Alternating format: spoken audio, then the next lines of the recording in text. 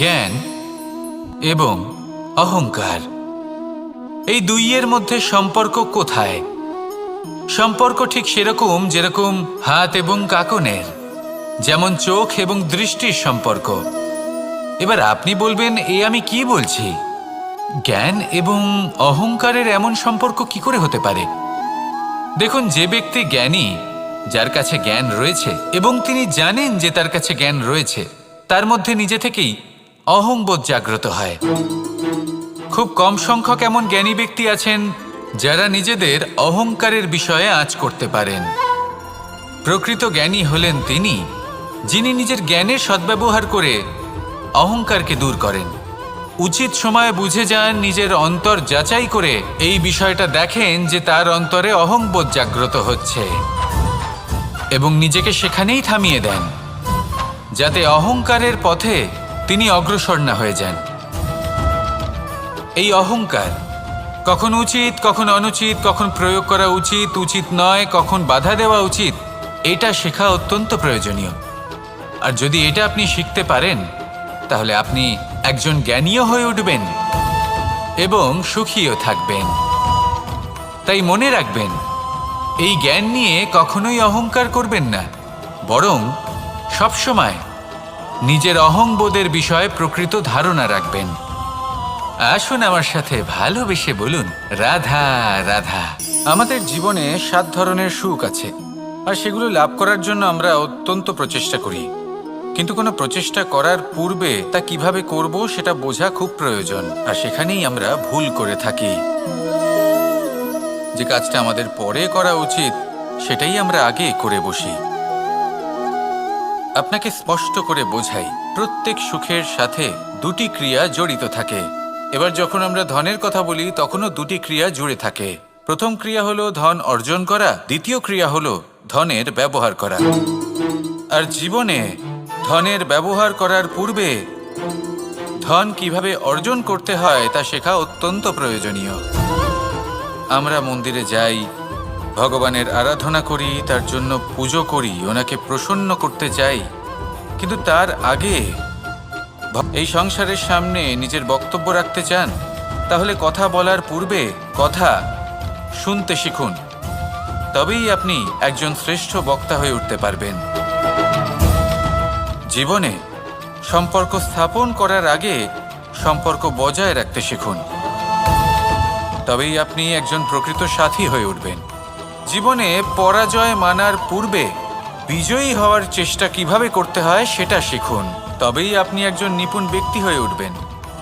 অন্তিম এবং সবথেকে গুরুত্বপূর্ণ কথা, জীবনে ভালোবাসা লাভ করার পূর্বে ভালোবাসা প্রদান করতে শিখুন, তবেই আপনি একজন প্রকৃত প্রেমী হয়ে উঠবেন।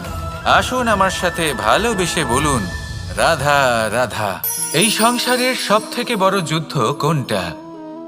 দেব-অসুরের যুদ্ধ, যা অনেক বছর ধরে চলেছিল, নাকি রাম রাবণের যুদ্ধ, নাকি মহাভারত?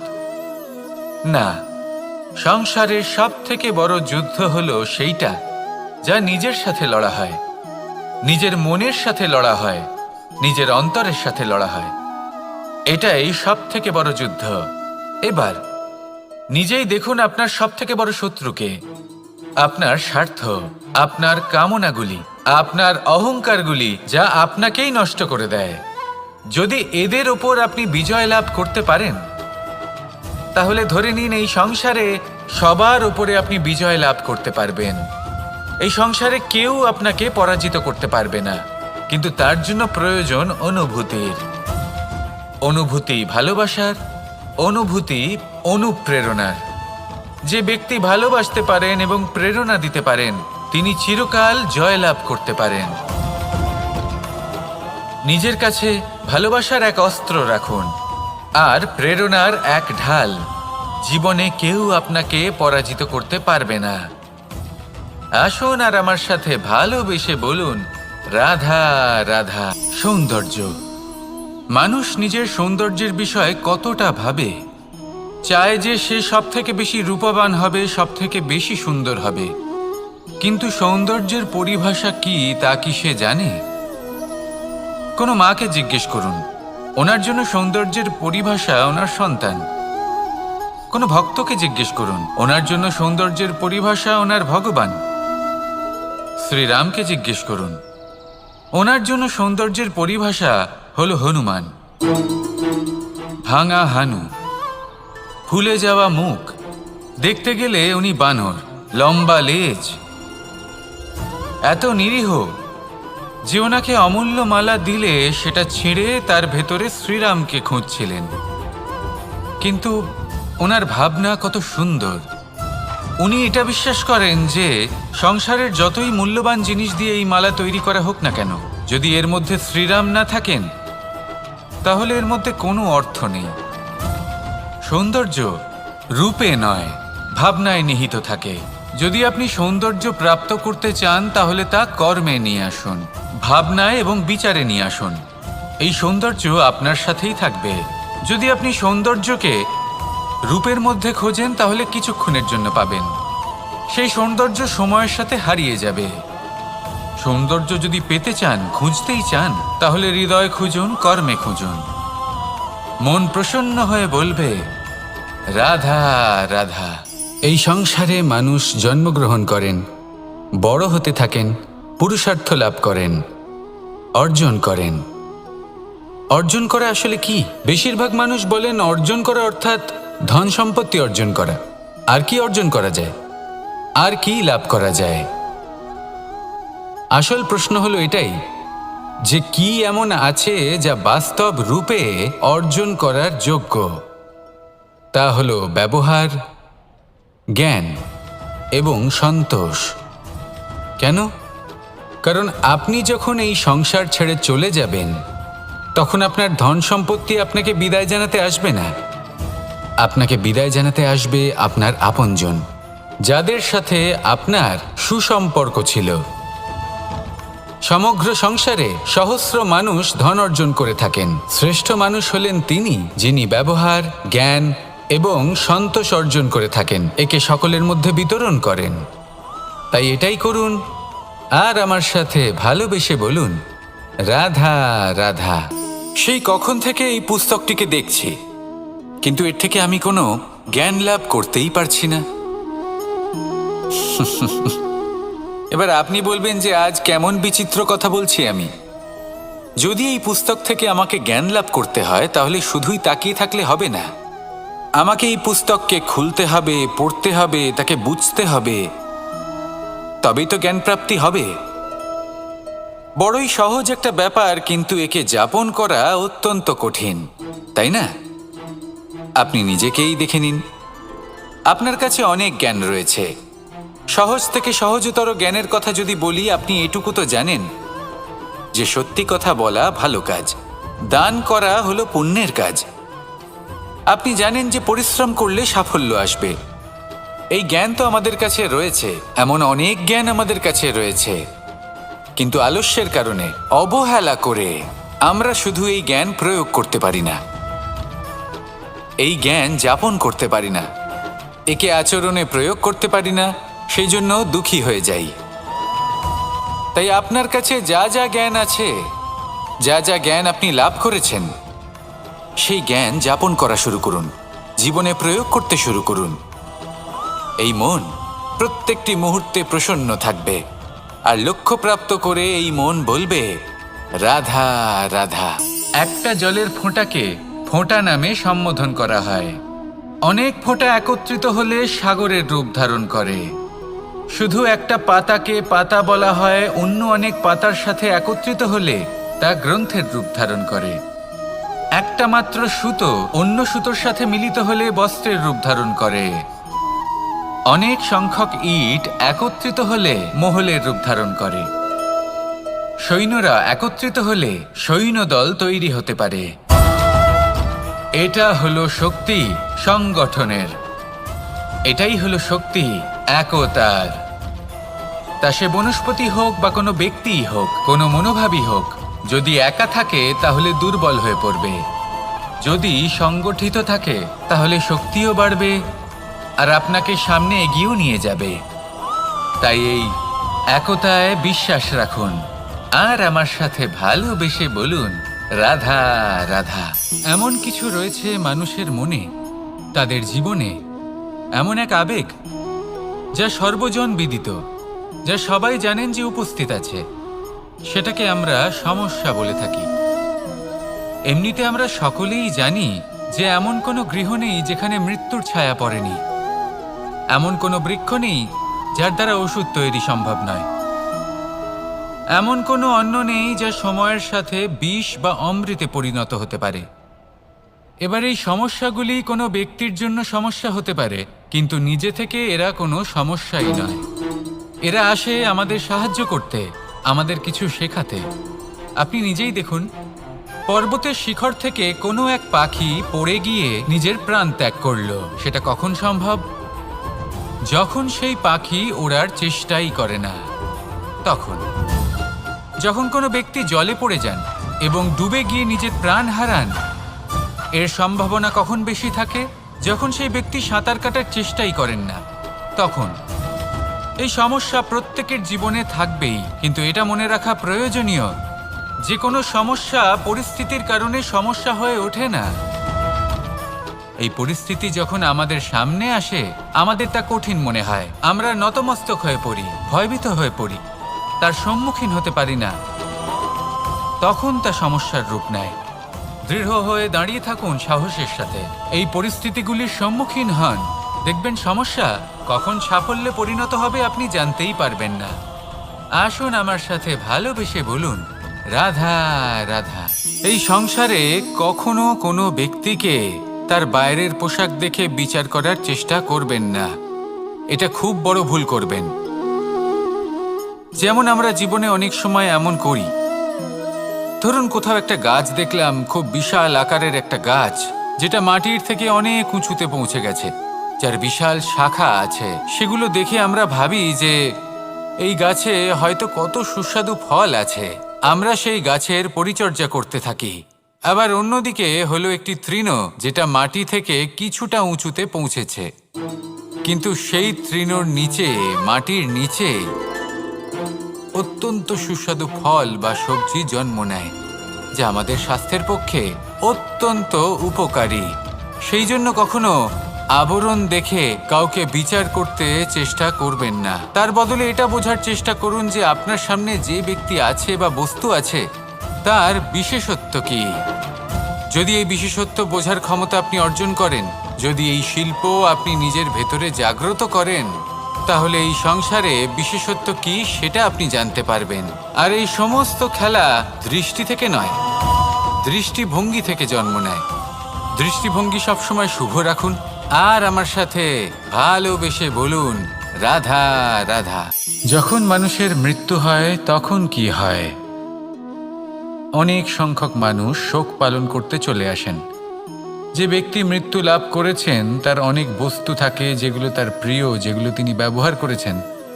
তার শয্যা, তার বস্ত্র, তার আভূষণ, সবকিছু তার থেকে বিচ্ছিন্ন করা হয় এবং খালি হাতে তাকে শ্মশানের উদ্দেশ্যে রওনা করা হয়।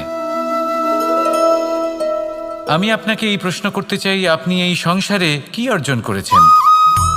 ধন সম্পত্তি, বস্ত্র, আভূষণ, এই সব কিছু যে আপনি অর্জন করেছেন, আপনার মৃত্যুর পরে তা আপনার থেকে দূর হয়ে যাবে।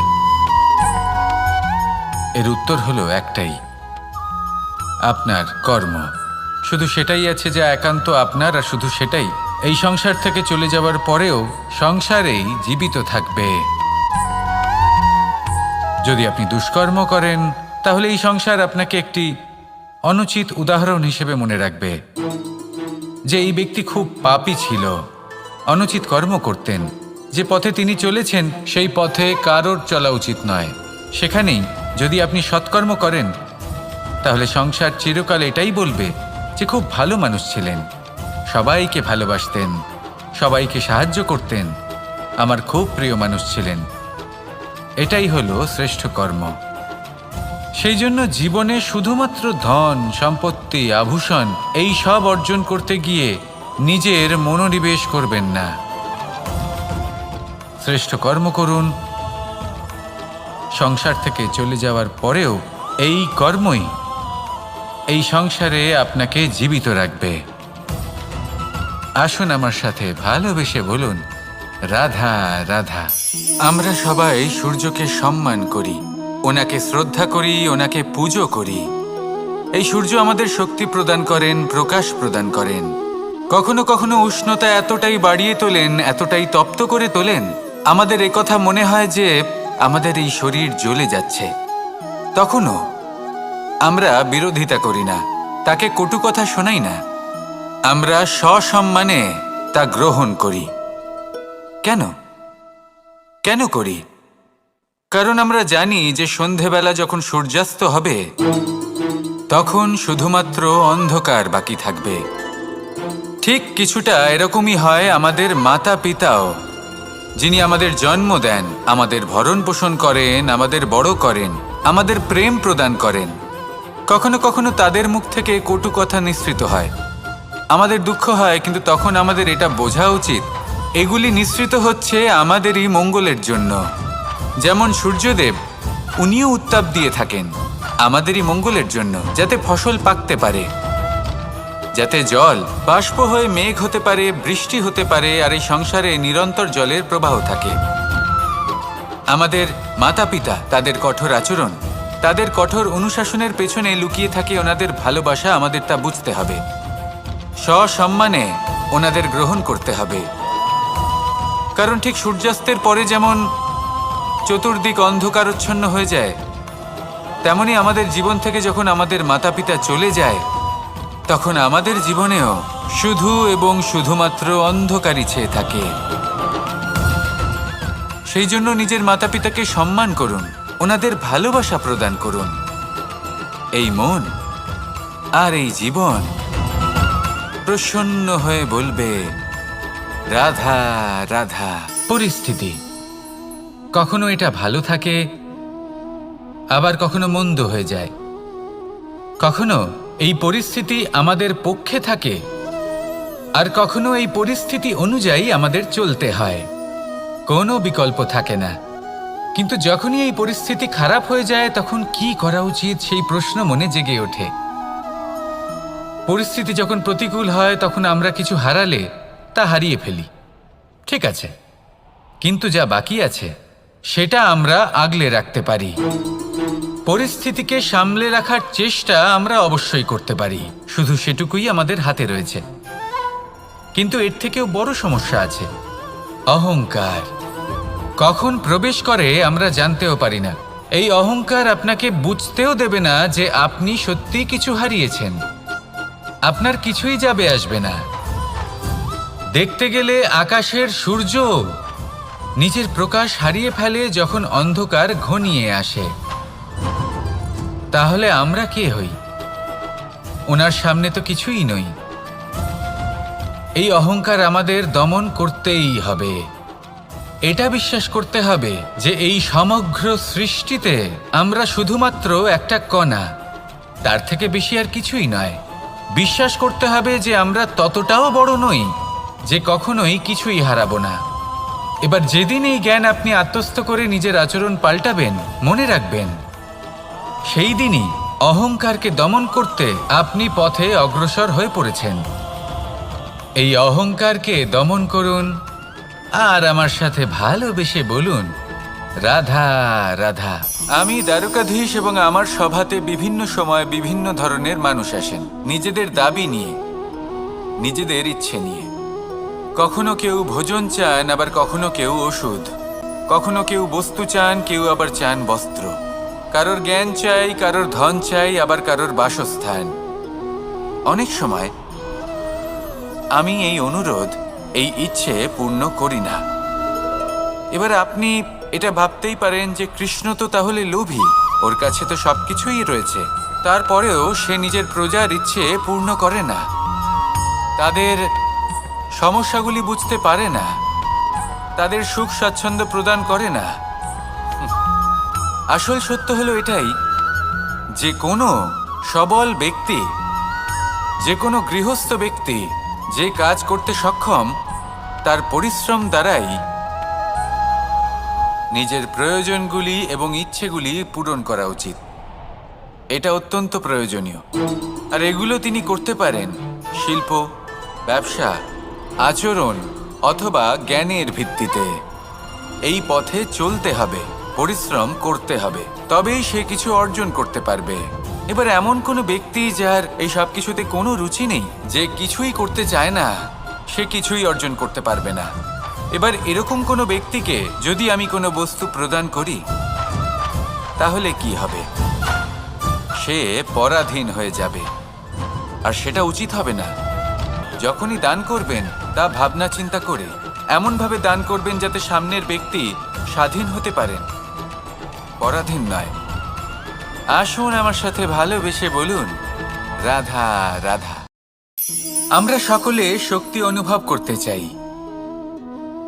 এবার যদি আপনাকে জিজ্ঞেস করা হয় যে সবথেকে বেশি শক্তির অনুভব কোথা থেকে করা সম্ভব, তখন কেউ কেউ বলবেন পুষ্টিকর আহার গ্রহণ করলে, ব্যায়াম করলে, কেউ বলবেন ধন লাভ করলে, বন্ধুদের থেকে, পরিবারের থেকে, আদি ইত্যাদি। এইভাবে আপনি শক্তির অনুভব অবশ্যই করতে পারেন, কিন্তু সবথেকে বেশি শক্তির অনুভব যদি আপনি করতে চান, তাহলে তা পাবেন শুধু একতার দ্বারা, সংগঠনের দ্বারা। যদি আপনাকে উদাহরণ দিই, নিজের এই হাতটাকে দেখুন, 5টা আঙুল রয়েছে। কোনো একটা বস্তুকে নিজের একটা আঙুল দ্বারা তুলে ধরার চেষ্টা করে দেখুন, বড়ই কষ্ট হবে। তখন আপনি বুঝতে পারবেন যখন এই 5টি আঙুল একত্রিত হয় তখন কোনো কাজ কতটা সহজ হতে পারে। এটাই হলো শক্তি, একতার। সবথেকে ভালো উদাহরণ যদি আপনাকে দিই, তাহলে বাঁশি। এই বাঁশি থেকে অত্যন্ত মধুর সুর নির্গত হয়, যা সবার মন প্রসন্ন করে দেয়। এই কথা সত্যি, কিন্তু এই বাঁশি আমি একটা বা দুটো আঙুল দিয়ে বাজাতে পারবো না। আমাকে প্রত্যেকটা আঙুল ব্যবহার করতেই হবে, তবেই এর থেকে মধুর সুর নির্গত হবে, যা সকলকে প্রসন্ন করবে। ঠিক কিনা? ঠিক এইভাবেই যদি আপনি চান যে আপনার জীবনরূপী বাঁশি থেকেও মধুর সুর নির্গত হোক বা সবার মনকে প্রসন্ন করে তুলুক, তাহলে আপনাকেও জীবনে একতা নিয়ে আসতেই হবে। আপনি একাও কর্ম করতে পারেন, পথ চলতেও পারেন, সামনেও এগোতে পারেন, সাফল্যও লাভ করতে পারেন। কিন্তু যখন সকলে একসাথে এগোবেন, সেই পথে চলবেন, সেই কর্মই করবেন, তখন লক্ষ্যে অবশ্যই পৌঁছবেন, সাফল্য অবশ্যই লাভ করবেন। কিন্তু সেই সাফল্য এবং তার আনন্দর সংমিশ্রণটাই একটু অন্যরকম হবে। তাই জীবনে ঐক্যবদ্ধ হন, একসাথে মিলে এগোতে থাকুন, আর আমার সাথে ভালোবেসে বলুন, রাধা রাধা। এই জীবন কিভাবে বদলানো সম্ভব? কিছু মানুষ বলেন যে নিরন্তর কাজ করলে, পুরুষার্থ পালন করলে এই জীবন বদলে ফেলা সম্ভব। আজ আমি আপনাকে বোঝাবো যে এক মুহূর্ত, সময় আর সিদ্ধান্ত কতটা গুরুত্বপূর্ণ হয়। এক মুহূর্তই যথেষ্ট। একটা মুহূর্ত এত শক্তিশালী হতে পারে যে তা আপনার সমগ্র জীবন পাল্টে দিতে পারে। এমন এক সময় ছিল শ্রীরামের কাছে, যখন ওনাকে সিদ্ধান্ত নিতে হয় যে উনি নিজের পিতার আদেশ পালন করতে বনবাসে যাবেন নাকি যাবেন না। উনি সেই আদেশ পালন করেছিলেন, তারপর সময় অনুসারে উপযুক্ত সিদ্ধান্ত নিলেন। আর আজ সকলের মনে বসবাস করেন শ্রীরাম। আর অন্যদিকে আছে রাবণ। ওনার কাছে একটা সময় ছিল, একটা সুযোগ ছিল নিজের প্রারব্ধকে শুভ করে তোলার। উনি ভুল করলেন আর মৃত্যু লাভ করলেন। নির্বাচন সবসময় আপনার হাতে, শুধু আপনাকে সময়কে বুঝতে হবে, সেই মুহূর্তকে বুঝতে হবে আর উচিত সিদ্ধান্ত নিতে হবে, ব্যাস।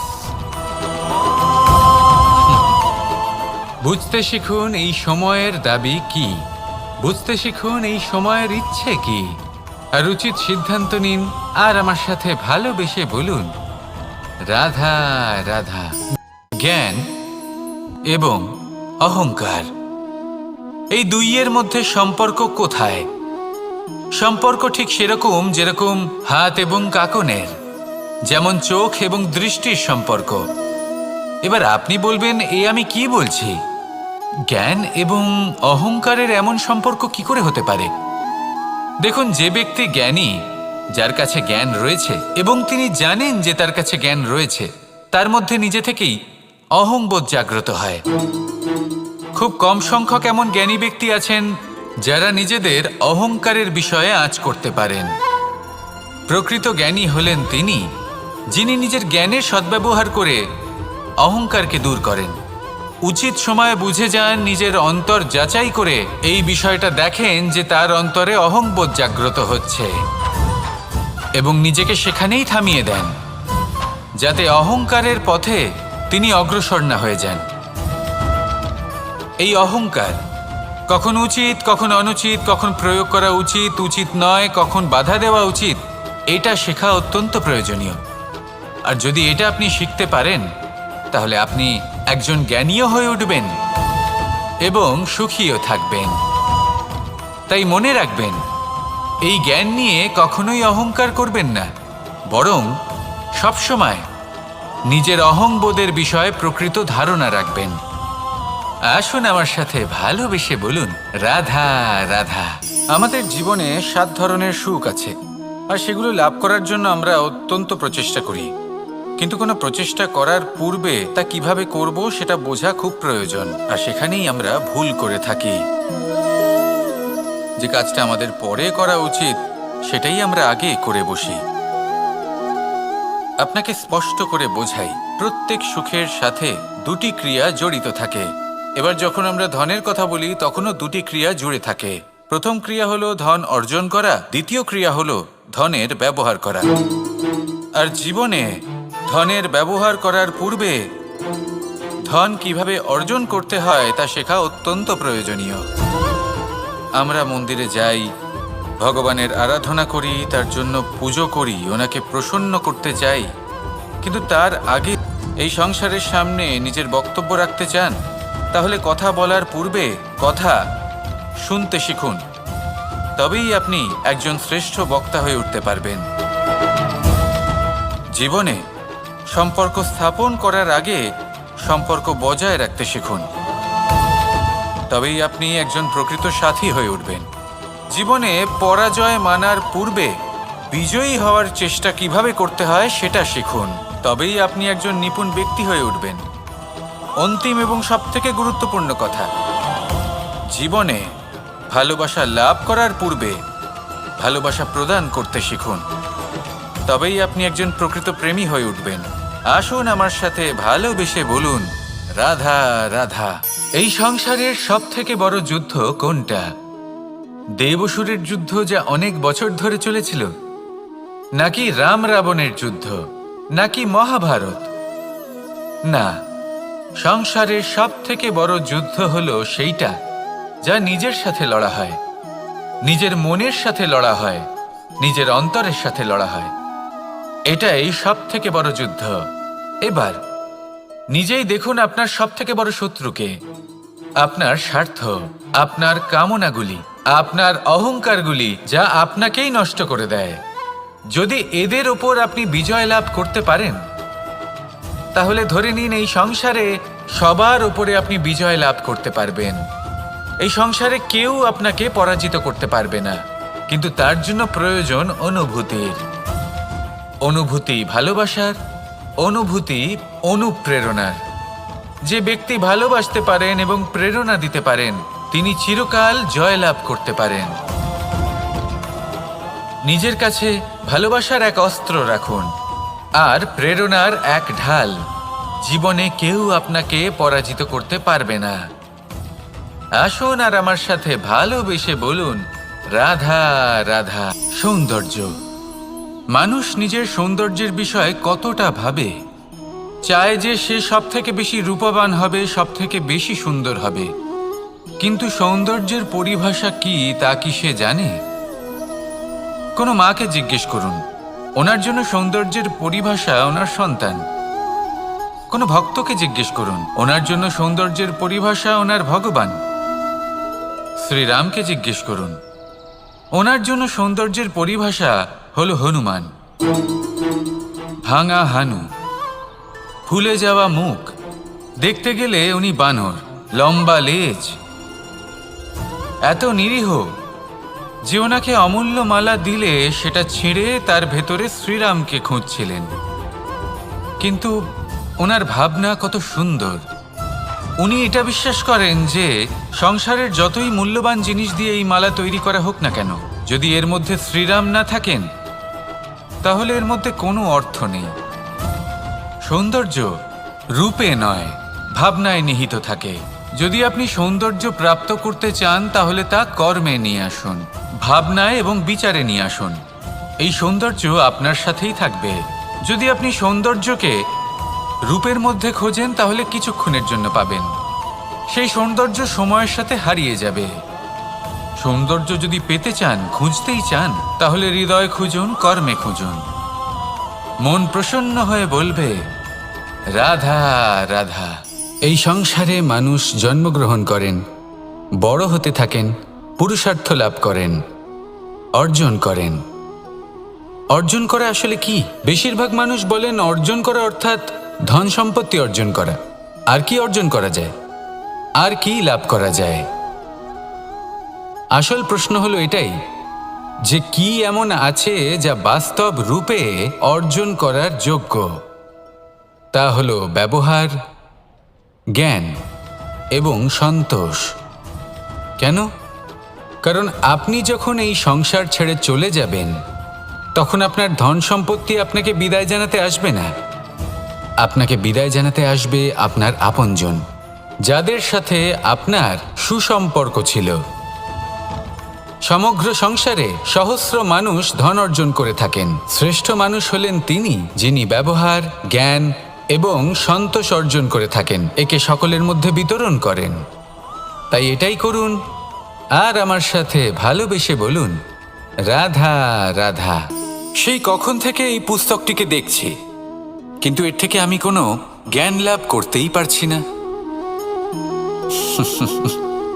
এবার আপনি বলবেন যে আজ কেমন বিচিত্র কথা বলছি আমি। যদি এই পুস্তক থেকে আমাকে জ্ঞান লাভ করতে হয় তাহলে শুধুই তাকিয়ে থাকলে হবে না। আমাকে এই পুস্তককে খুলতে হবে, পড়তে হবে, তাকে বুঝতে হবে, তবেই তো জ্ঞান প্রাপ্তি হবে।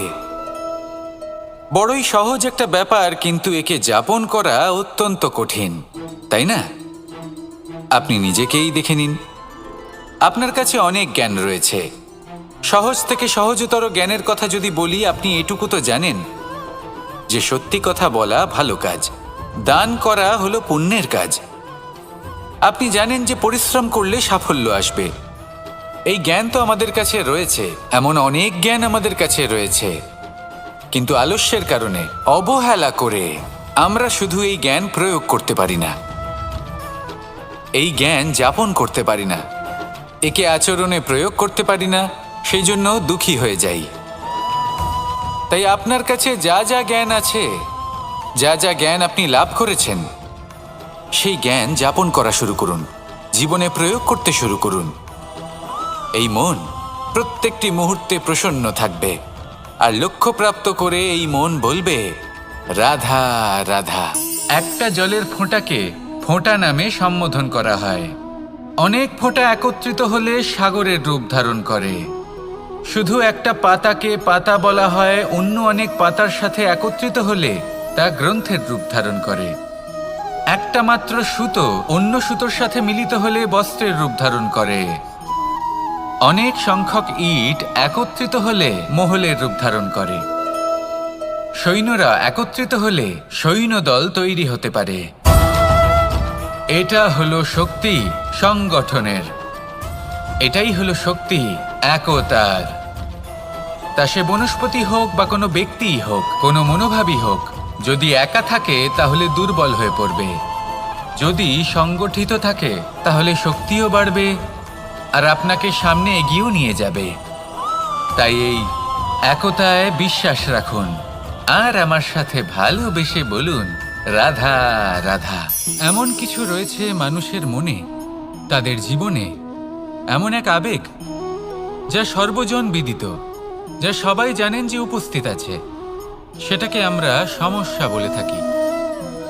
এমনিতে আমরা সকলেই জানি যে এমন কোনো গৃহ নেই যেখানে মৃত্যুর ছায়া পড়েনি, এমন কোনো বৃক্ষ নেই যার দ্বারা ওষুধ তৈরি সম্ভব নয়, এমন কোনো অন্ন নেই যা সময়ের সাথে বিষ বা অমৃতে পরিণত হতে পারে। এবার এই সমস্যাগুলি কোনো ব্যক্তির জন্য সমস্যা হতে পারে, কিন্তু নিজে থেকে এরা কোনো সমস্যাই নয়। এরা আসে আমাদের সাহায্য করতে, আমাদের কিছু শেখাতে। আপনি নিজেই দেখুন, পর্বতের শিখর থেকে কোনো এক পাখি পড়ে গিয়ে নিজের প্রাণ ত্যাগ করল। সেটা কখন সম্ভব? যখন সেই পাখি ওড়ার চেষ্টাই করে না, তখন যখন কোনো ব্যক্তি জলে পড়ে যান এবং ডুবে গিয়ে নিজের প্রাণ হারান, এর সম্ভাবনা কখন বেশি থাকে? যখন সেই ব্যক্তি সাঁতার কাটার চেষ্টাই করেন না, তখন। এই সমস্যা প্রত্যেকের জীবনে থাকবেই, কিন্তু এটা মনে রাখা প্রয়োজনীয় যে কোনো সমস্যা পরিস্থিতির কারণে সমস্যা হয়ে ওঠে না। এই পরিস্থিতি যখন আমাদের সামনে আসে, আমাদের তা কঠিন মনে হয়, আমরা নতমস্তক হয়ে পড়ি, ভয়ভীত হয়ে পড়ি, তার সম্মুখীন হতে পারি না। তখন তা সমস্যার রূপ নেয়।